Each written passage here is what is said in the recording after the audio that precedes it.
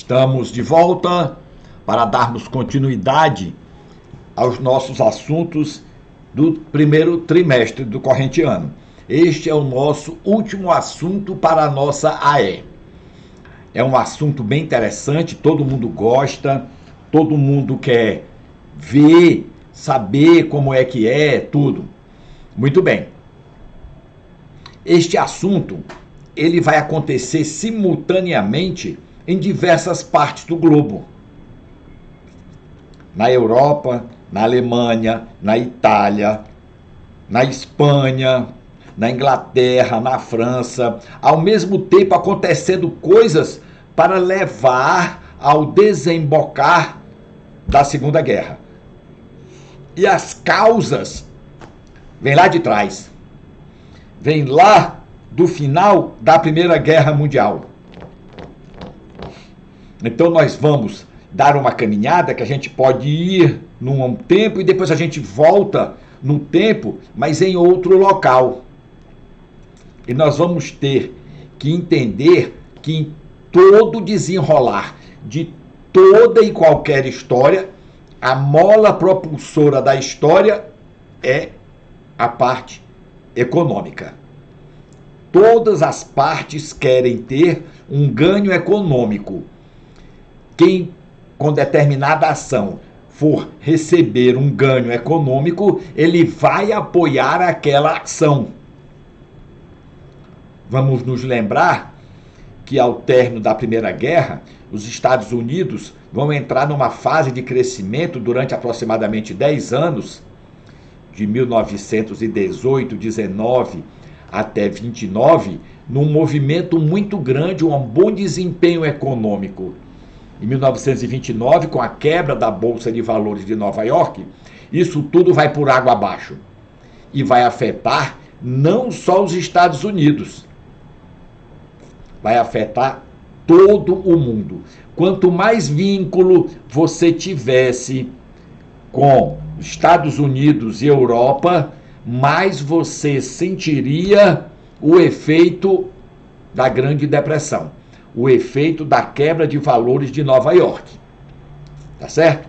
Então, por exemplo, um agricultor que morasse nessa região aqui de Brasília naquele tempo, 29 e 30, quase não ia sentir o efeito da crise, porque ele vivia daquilo que a terra dele dava em volta.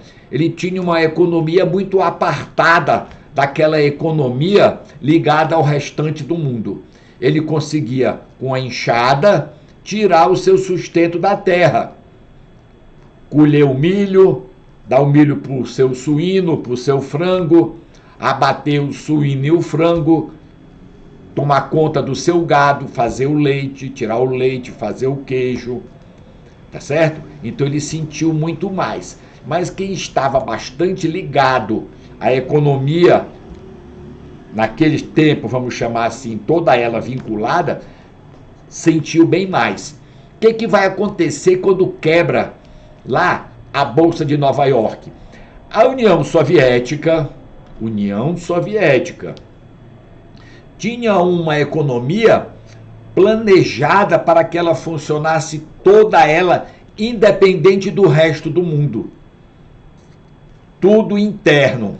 Um canto produzia, o outro consumia, um produzia, mandava para o outro. Então o mercado deles era um mercado praticamente fechado.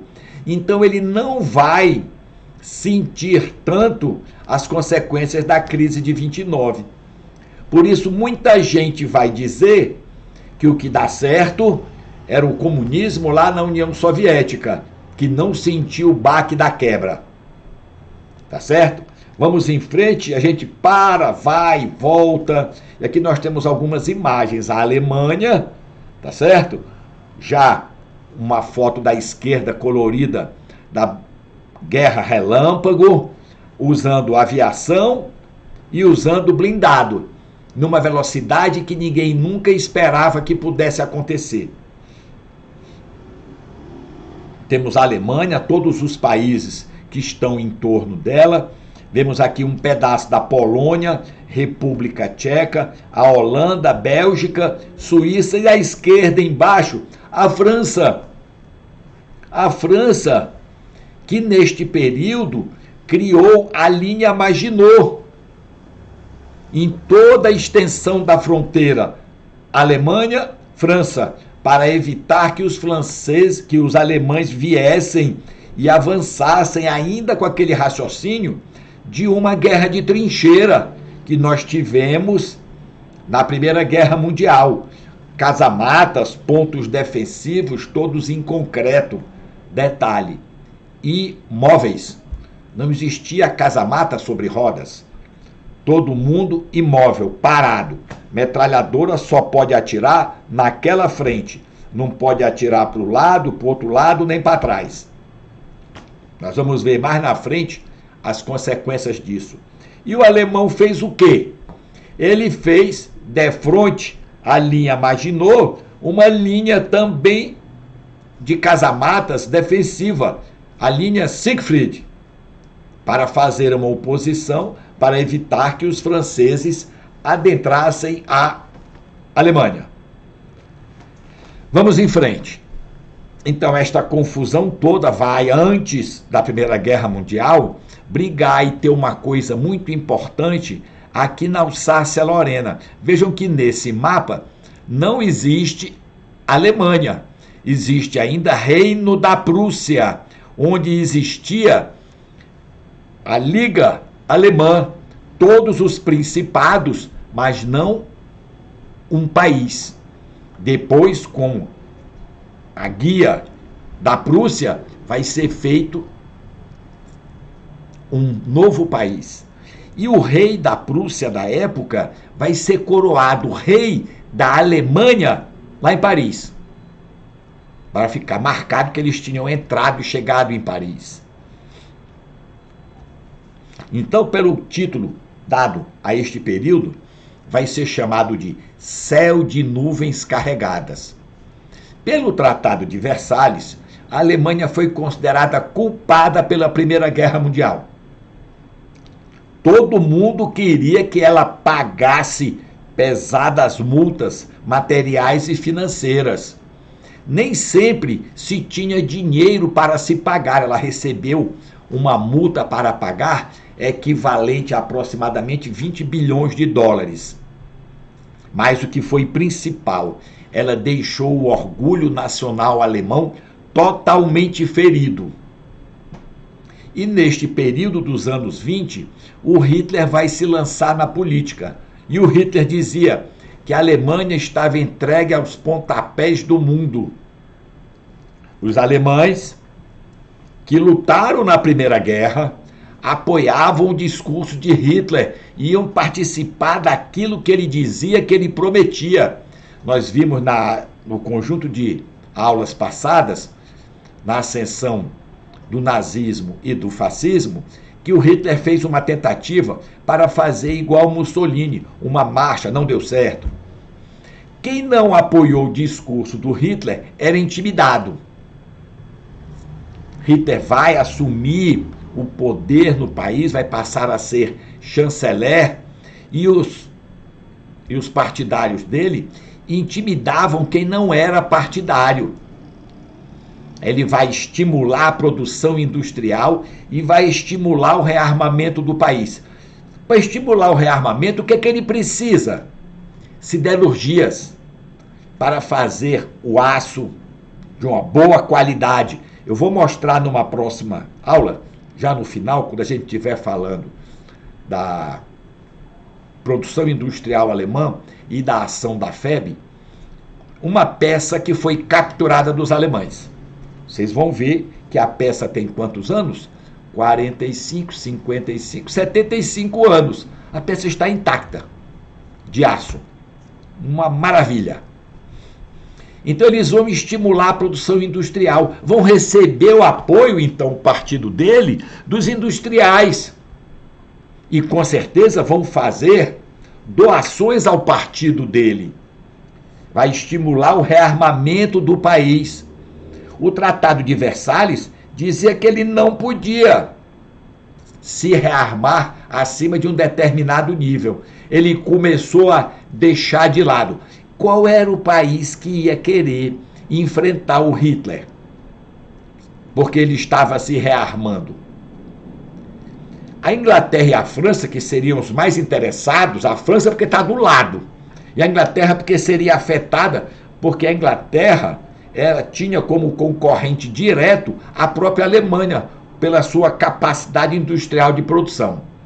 Nós vimos que lá em 1913, a Alemanha ultrapassa a capacidade de produção da Inglaterra e passa a ser um forte concorrente naquela época da Revolução Industrial.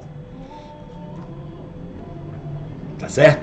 Vai acontecer a crise de 29, em desemprego generalizado. Em 1933, o Partido Nazista elege uma grande quantidade de deputados. Quando ia haver discussões no parlamento alemão, os deputados nazistas não deixavam que nada fosse votado. Ficavam gritando, ficavam de costas, não deixavam voltar. Aí o presidente chama para que o Hitler seja o chanceler. Aí o Hitler passa a ser o chanceler. E ele, como chanceler, que é o executivo, vai estimular o rearmamento. Vai passar a fazer submarinos, grandes navios de guerra, tá certo? Canhões acima dos calibres permitidos pelo Tratado de Versalhes. Toda a Alemanha possui fortes ressentimentos contra a França e a Inglaterra, que eles consideravam que foram os grandes beneficiados pelo Tratado de Versalhes. A França e a Inglaterra ignoravam as intenções alemãs. Logo depois da guerra, os alemães perderam grandes minas de carvão. E o carvão, fundamental para aquecer a população durante o inverno. Inverno de 40 graus negativos, 30 graus negativos.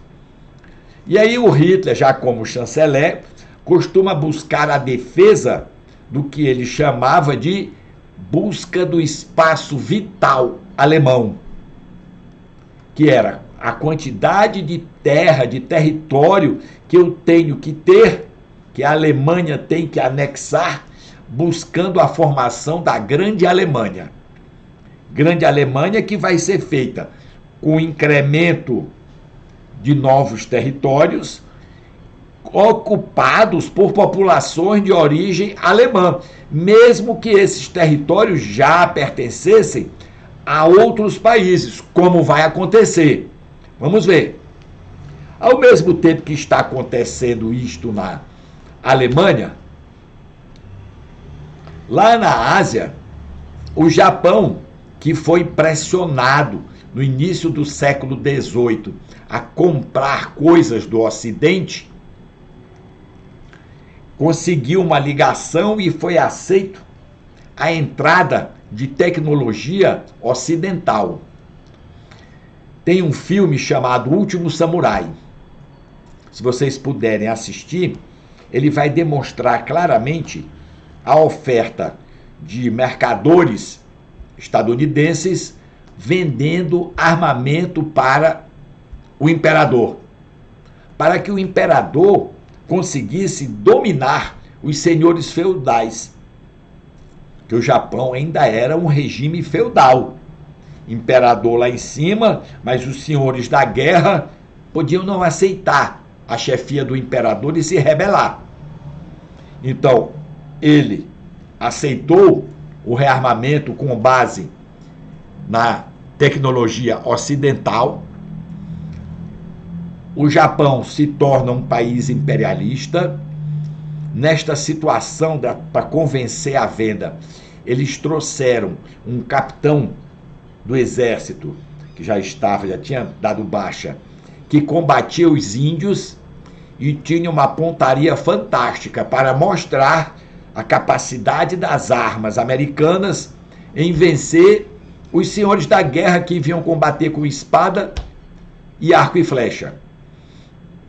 E aí o imperador, esta ideia de se ocidentalizar, vence. O imperador começa a ter a hegemonia em todo o Japão E o Japão passa a ser um país imperialista. Eu não quero só me ocidentalizar, além de me ocidentalizar, eu também quero aumentar minhas áreas de domínio. Aí em 31, o Japão ocupa a Manchúria, que é uma província da China, rica em minério e solos férteis. O Japão, por ser uma ilha montanhosa, terreno muito montanhoso, ele não tinha como fazer grandes extensões de plantações. Ele tinha que ir buscar alimento em outros locais. E aí em 37 o Japão ataca e ocupa boa parte da China. Então, imperialismo japonês. Mas na frente nós vamos ver que aqui já tem uma imagem representativa que vai formar o que se chamou de eixo. Roma, Berlim, Tóquio. Tá certo? Veja que tem as 3 bandeiras e os 3 chefes dos países naquele momento. Vamos ver agora a situação da Itália. Vimos a Alemanha, vimos o Japão, vamos ver a Itália. O final da Primeira Guerra, a Itália, que começou teoricamente fazendo parte de uma liga ao lado da Alemanha e da Áustria-Hungria, lutou ao lado, tinha um tratado para lutar ao lado deles. Mas quando a guerra estoura, ela diz: não, mas foram vocês que começaram a guerra, vocês não foram atacados. E ela rompe o acordo. E em certo momento ela passa a fazer guerra à Alemanha. E aí, teoricamente, ela estava do lado de quem venceu a guerra, mas não recebeu nenhuma vantagem. E aí ficou com ressentimentos contra Inglaterra e contra França. Aí em 1935, já Hitler na Alemanha dominando, Mussolini dominando na Itália, para reafirmar a sua capacidade imperial, ela invade o Império Etíope, aqui no nordeste da África. A Liga das Nações, que foi aquela organização criada para evitar conflitos futuros iguais à Primeira Guerra, a Liga da Nação impõe um boicote, mas não tem efeito. Por que não tem efeito? Porque os grandes países não estavam na Liga das Nações. A Rússia não estava na Liga das Nações. Então, se você dizia, vamos fazer um boicote, você fazia o boicote, mas a Rússia não fazia. Ela não era obrigada a cumprir. E a Itália vai consolidar a sua conquista e dominar a Etiópia. Então isso fica patente que a Liga das Nações é ineficiente. Mas vai ficar outra coisa bem demonstrada. A Itália teve muita dificuldade para dominar a Etiópia. O que é que demonstra? A Etiópia é um país teoricamente subdesenvolvido. Os blindados italianos atacavam homens a cavalo e lança. Tá certo? Mas teve dificuldade para dominar. Então, o exército italiano não era tão bom quanto desfilava. Muito bem, vamos em frente. Aí vamos voltar para a Alemanha. Então, a Alemanha queria a guerra, a Alemanha queria uma vingança contra França e Inglaterra.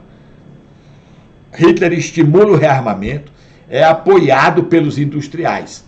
O Tratado de Versalhes impunha restrições a esse rearmamento. A Alemanha tinha uma vantagem, ela tinha um grande efetivo que lutou na Primeira Guerra. Muita gente experiente. Então, o cidadão que lutou na Primeira Guerra como soldado, como cabo, lutou com 20 anos. Nós temos agora o cara com 38 anos. Mais 20 anos, mais ou menos, 18, 35, 36 anos. Aquele soldado cabo experiente.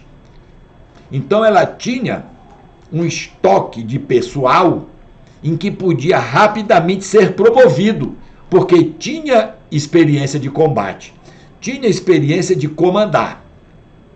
Então, tudo isso acontecendo, Inglaterra e França olhava para os alemães se rearmando e não dizia nada, porque o regime nazista seria possivelmente uma barreira para o crescimento do comunismo. E mais tarde nós já vimos e vamos confirmar que o Hitler vai ser totalmente contra o comunismo. O Mussolini vai ser totalmente contra o comunismo. E a Inglaterra e a França não notaram essas intenções de que um dia a Alemanha poderia se voltar contra elas.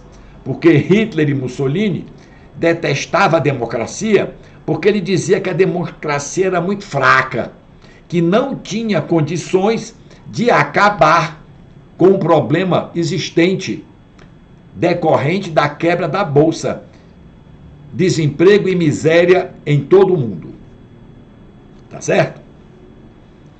Com este movimento que os nazistas fizeram no parlamento, e tendo o presidente chamado Hitler para ser chanceler, o Hitler inicia o rearmamento, reintroduz o serviço militar obrigatório. Se eu reintroduzo o serviço militar obrigatório, os meus efetivos serão ampliados. Se o meu efetivo é ampliado e tem que ser treinado, eu preciso de, para cada homem, um fuzil, um sabre, uma pistola, 2 ou 3 conjuntos de farda, cinto, mochila, capacete, canhões, navios e aviões. E ele reintroduziu, então, o serviço militar obrigatório, aumentando o efetivo, que o Tratado de Versalhes só tinha autorizado a ele ter um exército de 100 mil homens. Aí ele diz, vamos continuar com a nossa política de busca do espaço vital. Aí ele retoma uma região chamada de Sarre, que era uma área de mineração sob controle da Liga das Nações. Devagarzinho, você manda um pelotão, manda uma companhia, devagarzinho, ela acampa ali dentro, agora você manda mais outra companhia, quando você vê, você tem 500 homens, 1000 homens na região. E ocupou, então, o Sarre. Aí tinha uma outra região, colada com a França, chamada de Renânia, que o Tratado de Versalhes proibiu a Alemanha de ter tropa naquela região, porque ficava muito perto da fronteira com a França. Ficava fácil, a partir dali, invadir a França.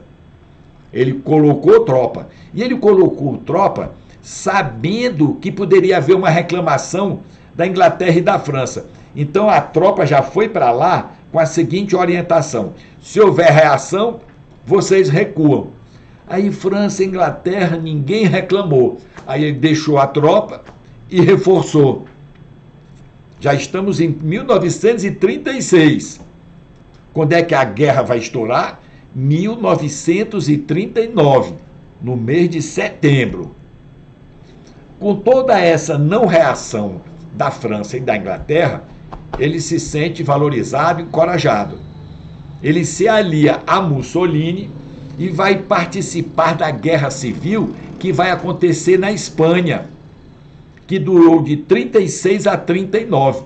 Mas que maravilha, uma guerra, eu posso ajudar o lado que for contra os comunistas e ainda posso treinar os meus soldados. E manda gente para poder ficar ao lado do generalíssimo Franco. Vamos chegar lá. Então Hitler, é chanceler alemão, participa da Guerra Civil Espanhola. Os militares alemães utilizam essa participação como adestramento. Estas ligações vai fazer aumentar a ligação entre Roma e Berlim.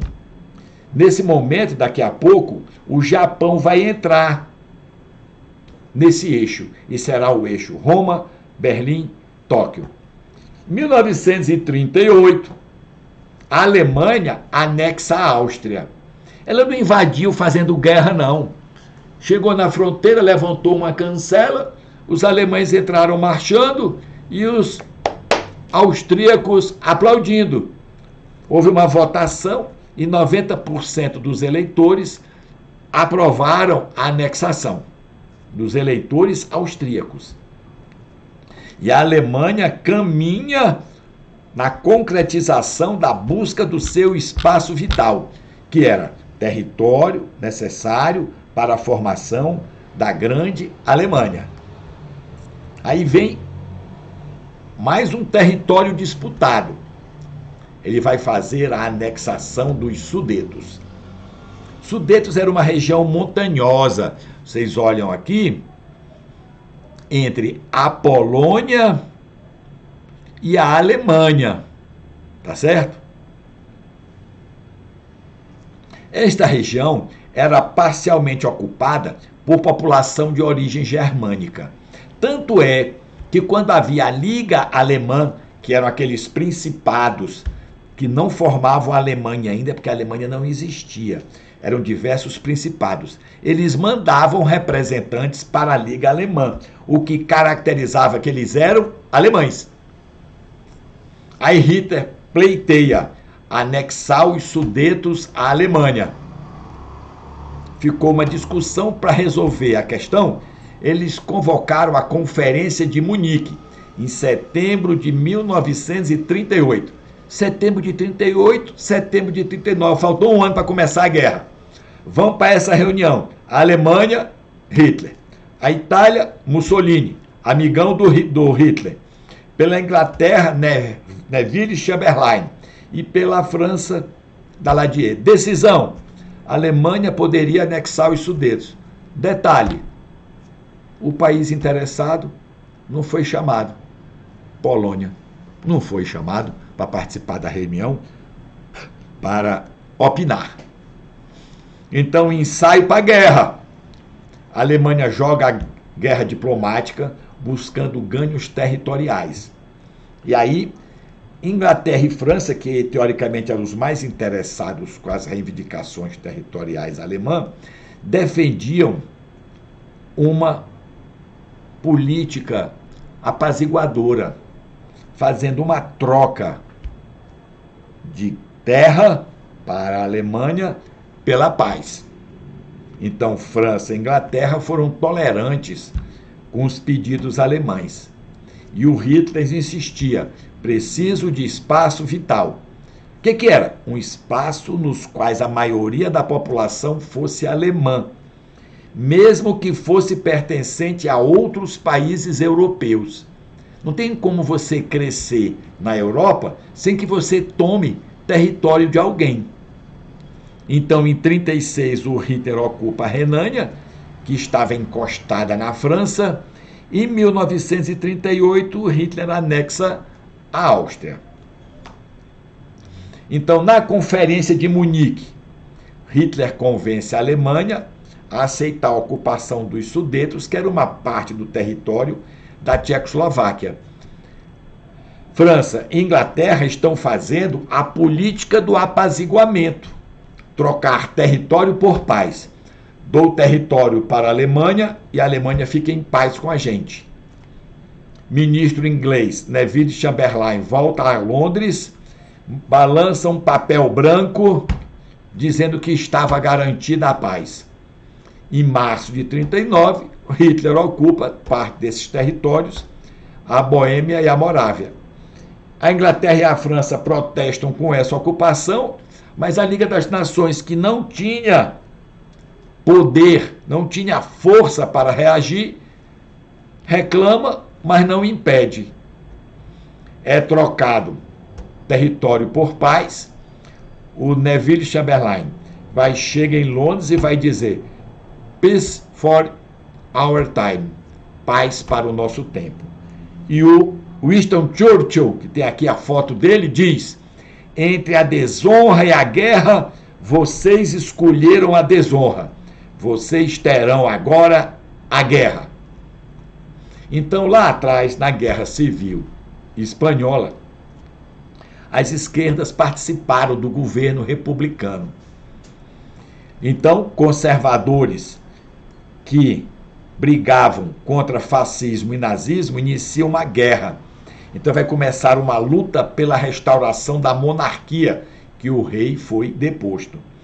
O generalíssimo Franco, que chefia esse movimento, é apoiado pelos alemães e pelos italianos e vai vencer a guerra. Os alemães, nesta guerra, treinam para a Segunda Guerra, e a Inglaterra e França, que diziam que eram contra os alemães, não ajudaram o governo republicano espanhol. Então nós tínhamos de regime de direita forte. A Alemanha, a Itália, agora temos a Espanha, e mais tarde nós vamos ter em Portugal, com Oliveira Salazar, que tem inclusive uma ponte em Lisboa com o nome dele, Oliveira Salazar. Toda essa ação vai favorecer a expansão alemã. Franco não tinha tanta tropa quanto se pensava. Um professor de história, lá do tempo que eu era aluno igual a vocês, disse que ele usou de um artifício muito interessante. Como em todo canto tinha espião, o espião contava quantas viaturas passavam com tropa, para depois dizer para Madrid como é que estava a situação. O pessoal dele saiu da África, entrou, e quando passava nas cidades, a tropa entrava e saía, e passava 5, 6 vezes o mesmo caminhão. E o cara contava e dizia, tem tantos caminhões, tem 100 caminhões. Cada viatura com 20 homens, o cara tem uma enormidade de gente, vai ganhar a guerra. Aí os caras fugiram. Então, o que é que vai acontecer na véspera da confusão? A Alemanha vai assinar com a União Soviética, e prestem atenção aqui nesse mapa vermelho e azul, um acordo, que é um pacto de não agressão, pacto Ribbentrop-Molotov, em agosto de 39. Agosto de 39. Falta um mês para a Alemanha invadir a Polônia. Hitler decide que vai invadir a Polônia. Chega para a União Soviética e diz, vamos dividir a Polônia, metade para mim, metade para você. Vou ocupar a Alemanha, caso a Inglaterra ou a França reaja, você não se manifesta militarmente. Pode até fazer uma nota de protesto. Depois que eles ocuparam, a Gestapo e a NKVD, que era a polícia secreta soviética, trocam prisioneiros. Então a divisão da Polônia vai ficar o leste, que estava encostado na Alemanha. O leste, que estava encostado na União Soviética, fica na União Soviética, e um azul, o oeste, fica para a Alemanha. Este pacto será rompido quando a Alemanha invadir a União Soviética daqui a 2 anos, em 1941. Então, neste ponto, a gente para darmos continuidade quando a Alemanha invadir a Polônia e a França e a Inglaterra declararem guerra à Alemanha. Muito obrigado.